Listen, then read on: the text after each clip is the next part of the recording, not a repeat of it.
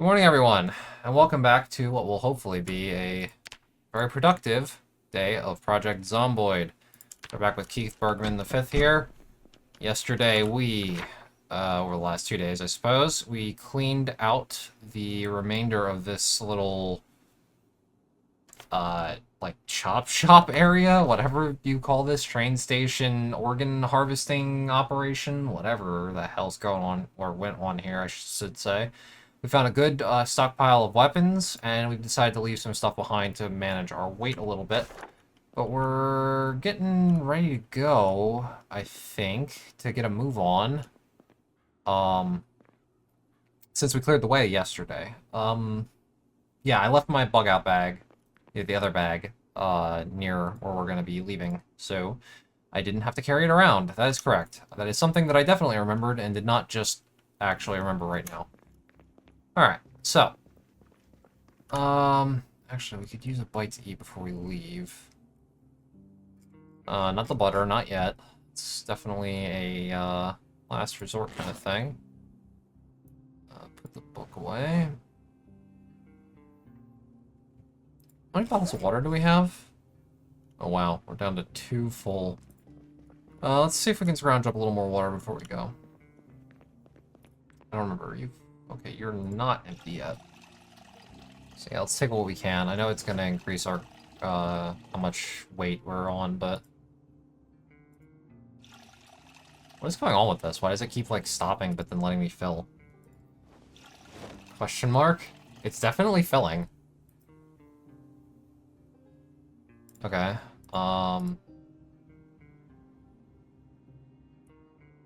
I don't know why... Oh, yeah, there's a lot of water in there. I don't know why I was doing it like that, but I mean... I'll take what I can get. Okay, anyway. With that solved, let's just eat something. It doesn't really matter right now. Some peaches. So, one thing to be slightly concerned about is our main weapon here. Our crowbar is almost gone. I'm kind of okay with that, though, because I do have another one right here, and I think I even have another spare one, too. Now, that is to say, I'm not going to go directly to using another crowbar after this, I think. I think that... Really? Did I not put any of these in there? Oh boy, I need to find some way to store some of those. They're heavy. I think that I'm going to switch it up back to... Well, not really back to, but I'm going to switch it up to long blade after this. I'm going to go to one of the machetes, I think. I was considering, like, hard saving those for our Louisville push, and while I do want to save, like, most of my stuff for that, especially our firearms and all the ammo for them, I don't really want to use that unless I really, like, have to outside of Louisville. The crowbar is not as effective as the machetes. So if I swap to a machete after this thing breaks, I'll be at like a decent weight ratio, and I'll be able to clear zombies from areas like this much faster than the crowbar can. So it would be a significant speed up. Actually, I should use the hatchet. It would be a significant speed up, which is important for this, yeah, this little challenge here. Alright, so are we screwed with this? No. This is fine. Heavy load sucks for combat, but, well, ignoring this man, we shouldn't have to do too much of that. Because I did clear out, most of this the day before. So, we are heading this way. I'm not gonna follow the tracks. I think I'm gonna follow the path, which is like goes up this way. I know that's gonna result in more zombies, but I really don't want to sidetrack off into the woods again. Plus, I don't really like... There's a lot of zombies in the woods right there, so I'd really rather not deal with all of them for no good reason, I think. I don't know. I feel like I'm sort of just choosing one thing over the other, like this group of zombies instead of that group of zombies, but, you know, whatever, I made my choice. I guess it's all railroad in the end anyway. The path just leads to the railroad, so... So I do gotta remember, I do have reduced basically everything. I'm not losing HP, even though it says that you do. It's not quite that serious. That is a shotgun. Okay, well, things have changed again. Wow, get clobbered. Okay. It's been a minute since I've played, gotta get back into it. I don't have to do much axe fighting recently, so... The reason why I'm using the axe over the ball peen hammer, even though they're relatively similar, is this character actually has a bonus to axes, so...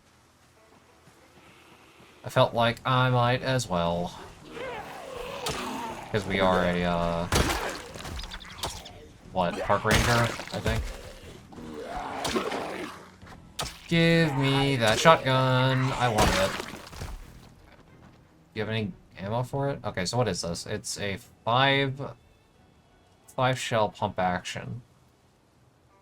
Well, I mean, I'm gonna take it. I'm not gonna say no. Turkey. Now the thing is, though, no way in hell are we gonna be able to take this thing unless I.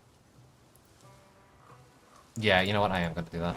I'm going to dump this almost broken crowbar, and I'm going to take this and put it on my back, because that's the only place that I can conceivably actually put this thing and not obliterate us. Yeah. Kind of unfortunate to leave a crowbar that isn't completely used, but I don't think I have any other option. Like, I mean, I guess I could, like, sort through my shit again and, like, maybe somehow find something I could dump, but I don't really think it's gonna happen. This guy has an axe in him, and it's really good condition. Alright, we're dropping a spare hammer, and we're taking the axe. Alright, well, something to get this done before you showed up. Goodbye. And axe. That is belt right.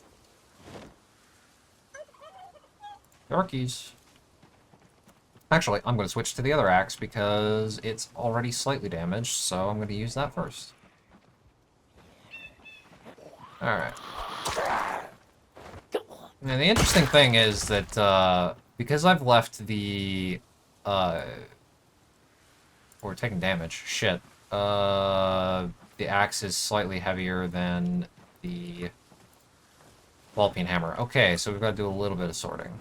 So I do not want to be taking damage. Is there any way I can get, like, a bottle of water somewhere else?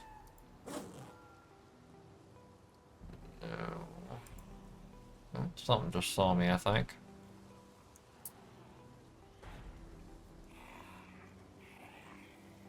And a crawler over there.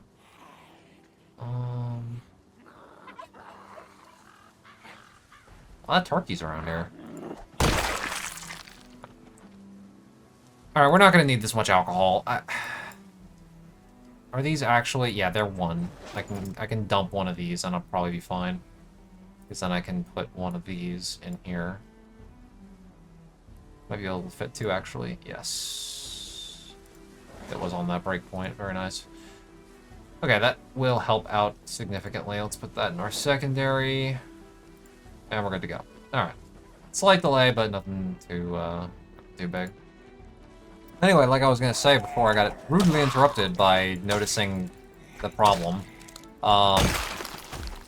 because I've left the mod that changes the zombies at night to turn them into sprinters, its default during the day actually has a lot of zombies being slow shamblers, if you've noticed, so it's actually made this a little bit easier during the day than any of the other series that I've done so far.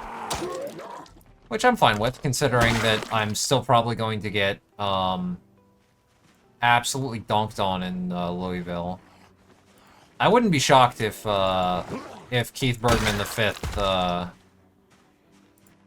V becomes Keith Bergman the sixth once we get to Louisville, not gonna lie. I've not had very many good experiences with Louisville while playing this game in the past. I know that I haven't been there in any of my series on this channel as of yet, but trust me, I've been there a couple times in my own personal play, and it's never ended well.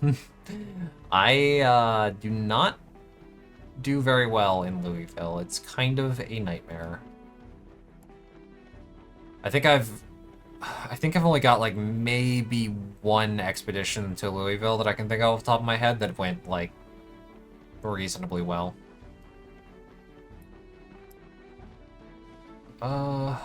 Okay, so it looks like we're going to Muldraw, if I had to guess. Now that we've done this, like, turn to the left here. And that's kind of fine. If you remember from the last episode, my plan sort of was to go see what this area connected to, and then if it wasn't anything interesting or close by, then I was going to go to Muldraw. Well, it seems like that it connects to Muldraw if I mean, I'm not certain, but based on the direction, one assumes. So, unless it turns north again after a ways, who knows?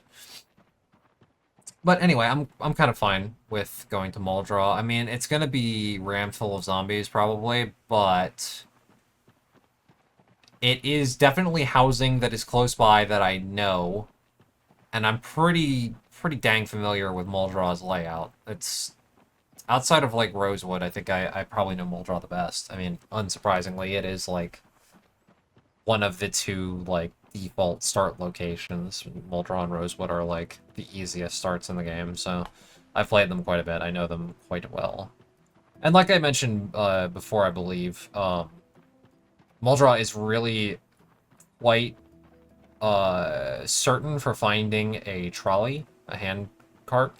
And that's our only real way of expanding our storage capacity at this point.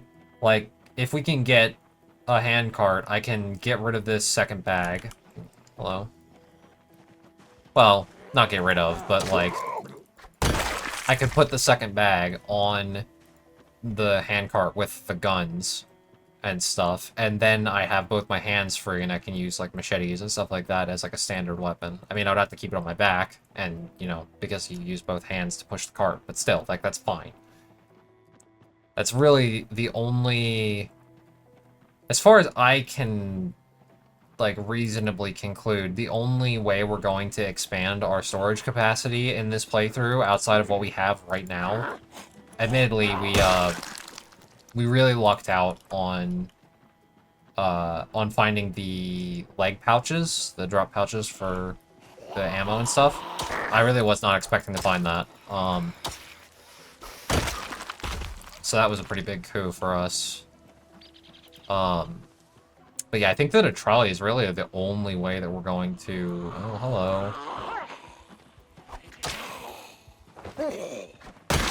I think a trolley is the only way we're going to increase our carry capacity from here on.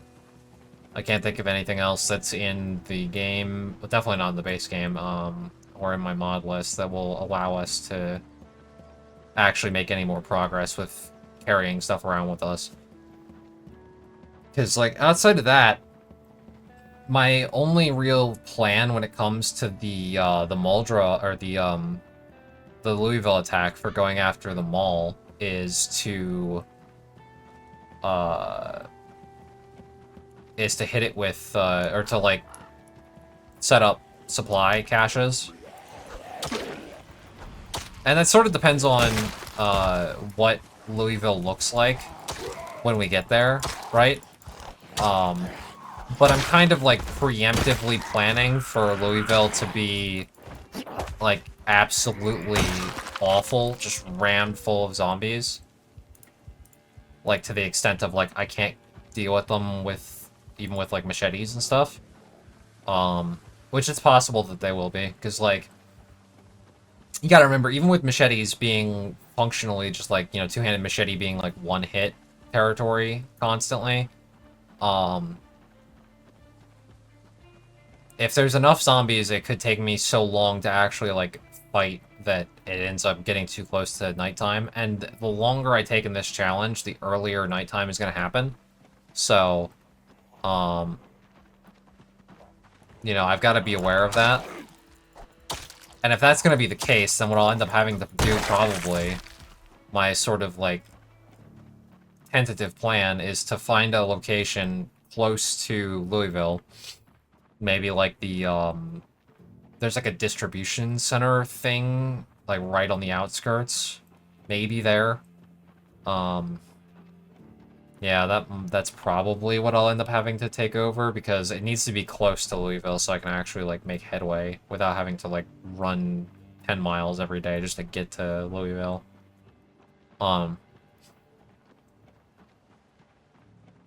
Anyway, like I was saying.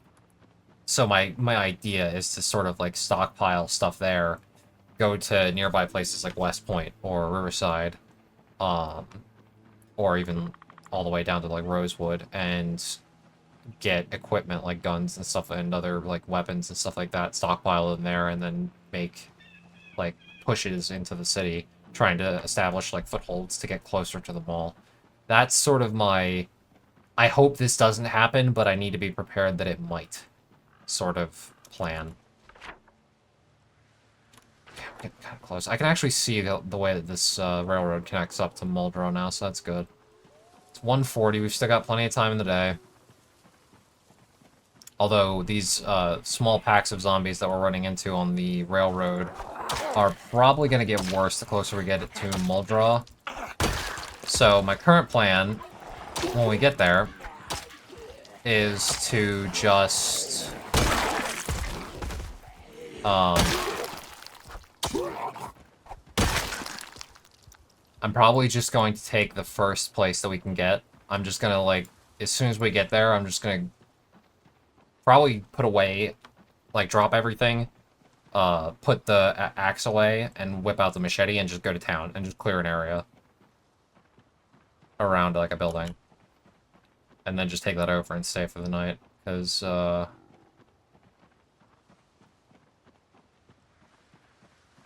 already at this rate, I'm kind of, like, leery about how long this is going to take, especially with our endurance already being low. Carrying around all this heavy equipment all the time is really annoying.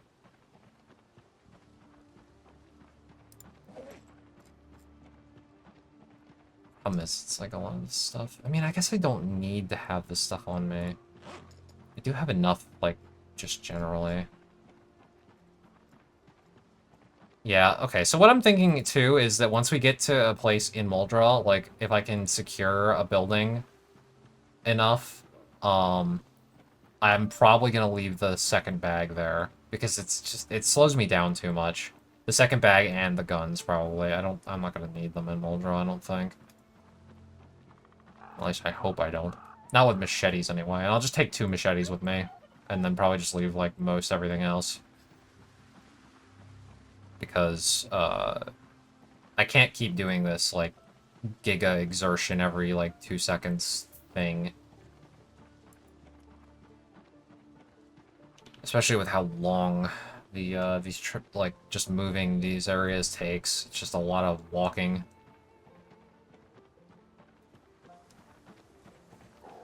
There is a zombie off to my right. I was kind of hoping he would be a slow boy so I could just leave his ass, but...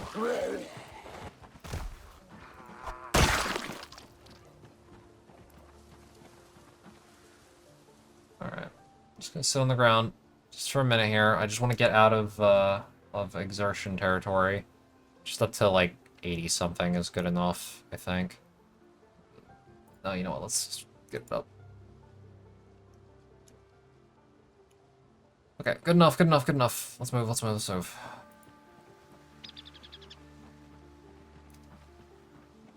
Sort of my thought process is I'm going to need to be more mobile once I'm actually in Muldrow, and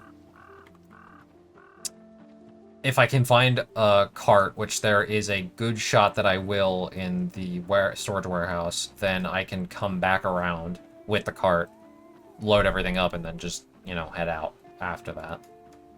And that seems like a better idea than lugging this crap around with me all the way through Muldra just to have it on hand when I don't really need it. Come on. Come on. You don't have time for this.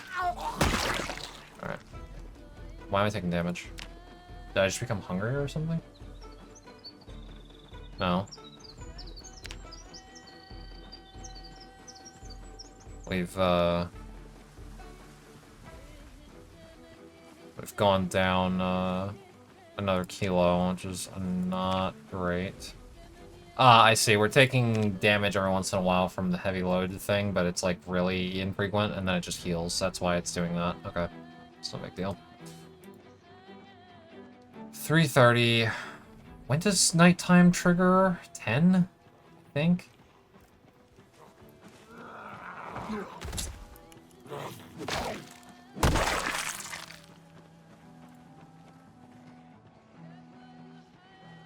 Gonna keep walking for now.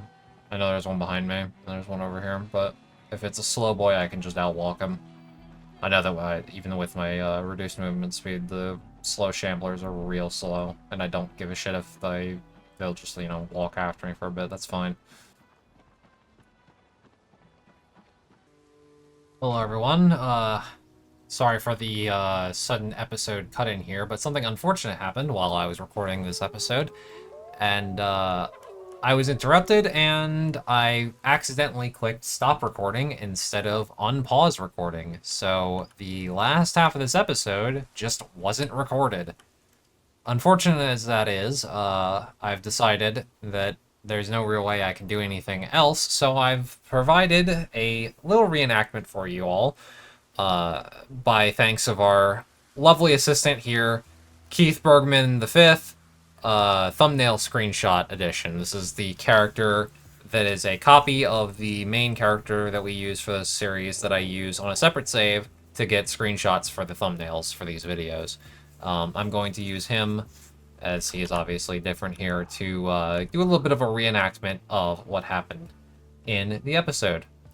So you'll see that, like, his stats don't decrease and stuff like that. It's because I have cheat menu active so that I can use this character without getting him horrifically mauled by zombies 24/7. Anyway, so without further ado, let's begin the reenactment. So when we last left off, I was walking and talking down this this road here, and that continued for quite a while. Upon getting to Muldra, which here we are on the outskirts of the town, I realized that we were pretty close to the neighborhood where we stayed in our first playthrough. So I did what any good Keith Bergman would do, and I immediately started killing zombies to get my way over there. Upon killing a bunch of zombies, I achieved my goal of getting to this house here, in the same neighborhood that we played in before, but not the exact same house. I then set about clearing it of all the zombies outside.